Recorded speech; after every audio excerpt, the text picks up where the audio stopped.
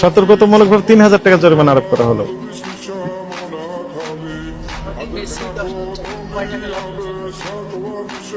আপনাকে ৫,০০০ টাকা জরিমানা আরোপ করা হলো। ৫,০০০ টাকা লেখেন। পাশের দোকান থেকে ৫০-৬০ টাকা করে প্রত্যেকটা প্রোডাক্ট বেশি দামে বিক্রি করছেন, আবার হাসতেছেন। আপনার ক্রয়ের কাস্টমার নাই, হাসতেছেন। আপনার বিক্রয়ের মূল্য তালিকা নেই, তাও হাসতেছেন।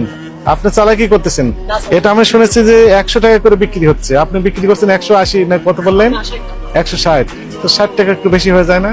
দামটা বৃদ্ধি পায় কিভাবে বুঝতে পেরেছেন? আমার যে আইডিয়া তাহলে ঠিক আছে। গত সপ্তাহে আমি দেখেছিলাম যে ১০০ টাকা করে বিক্রি হচ্ছে এই আদা, এবং এখনো সেই দামটাই আছে। ওনারা বলে ১০০ থেকে ১০৫ টাকা আজকে শ্যামবাজারে রেট। আপনি বিক্রি করছেন কত করে? এটা ১৬০। তাহলে ৬০ টাকা করে বেশি উনি বিক্রি করতেছেন। মূল্য তালিকা আছে আপনার? চাহিদা কোনটা?